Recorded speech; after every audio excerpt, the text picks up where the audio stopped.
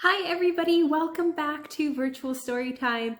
My name is Miss Monique and I am so glad you're all here with me today. Today we are going to read this very fun and cute book.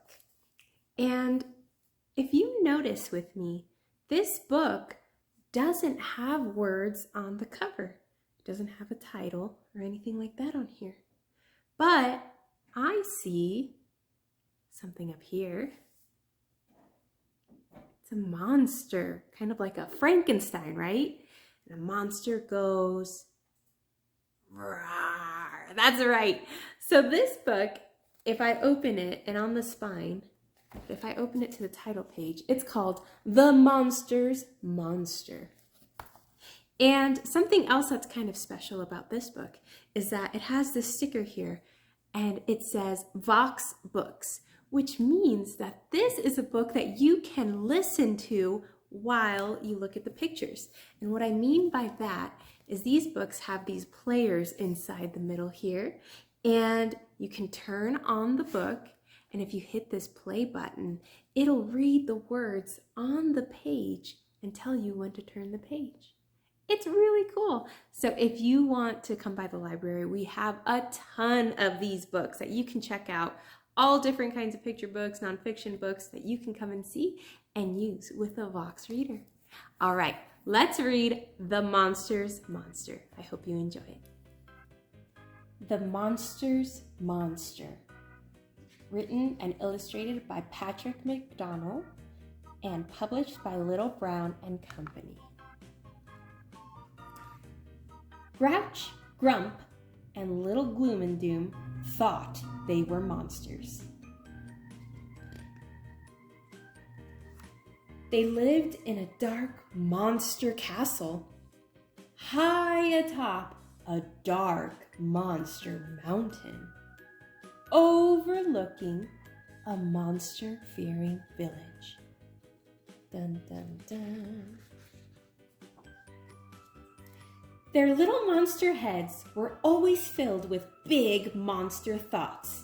Smash, crash, and bash. Huffing and puffing, mad about nothing. Grr.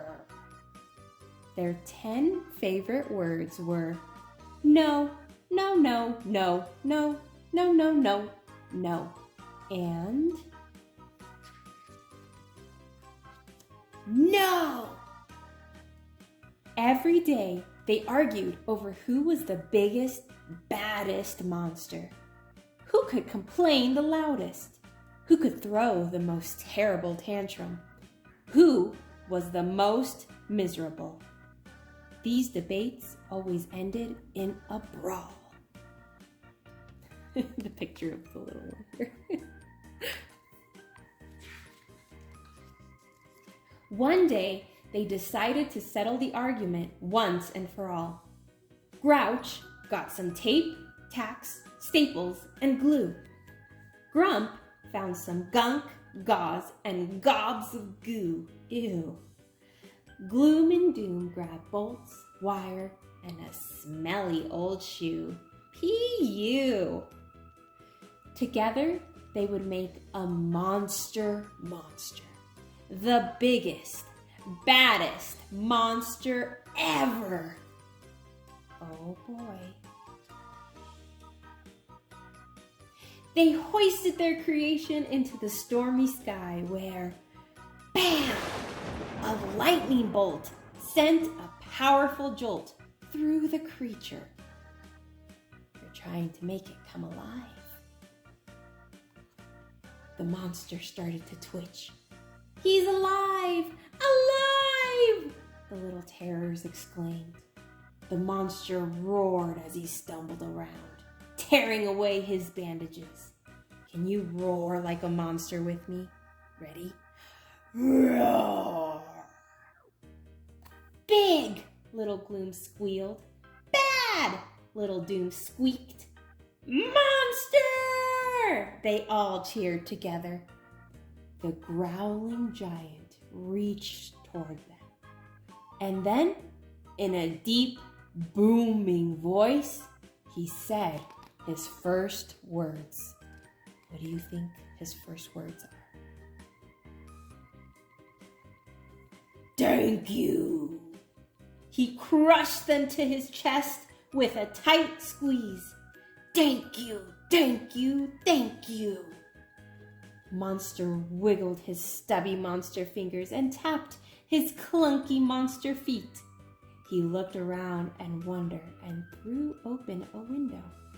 The room filled with warm, early dawn light, bird songs, and dewy, fresh air. The monster smiled and let out a little giggle. What do you think you're doing? Cried Grouch. I don't think that's how they were expecting him to react. Monster bounced around the room, gently greeting the many bats, rats, spiders, and snakes around him. Hello. No, no, no, no, shouted the group. You're supposed to be a monster. But Monster didn't think he was a monster. He didn't think he was anything but thankful to be alive. Monster became still, sniffing a hint of sweetness in the morning air. Suddenly, he let out a roar and smashed through the dungeon wall. Ha ha! Grouch laughed. He's finally come to his senses. Yes, yes, shouted Grump. He's off to make mayhem in the village. He's going to smash, crash, and bash, cried Gloom and Doom. He looked so excited. The rascals dashed after Monster, trying to keep up with his long strides down the mountain. Monster! Monster! They cheered after him. The village bakery was just opening for the day when Monster plowed through the front door. Grouch, Grump, and Gloom and Doom anxiously waited outside the shop, peering through the dusty windows. Big, whispered Gloom. Bad, whispered Doom. Shh, begged Grump. I want to hear the howls and yowls. There was a tense quiet, and then, finally, from inside the bakery, they heard, Thank you! Monster appeared, clutching a white paper bag. Then he turned and headed out of town toward the beach. Huh? They thought. After him!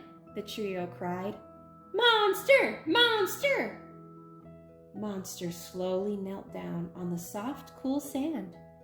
Grouch, Grump, and Gloom and Doom collapsed in a heap around him. As they tried to catch their breath, Monster gently patted each of their heads. He carefully opened the bag and gave each of them a warm, powdered jelly donut. Grouch, Grump, and Gloom and Doom were speechless. But then they remembered what their big bad monster had said. Thank you! Monster looked at them and smiled. They smiled back, and together they all started to giggle. Grouch, Grump, and little Gloom and Doom and their new friend sat quietly on the shore watching the sunrise. And the seagulls playing, and the seagrass dancing, and the ocean glistening. And no one was thinking about being a monster. The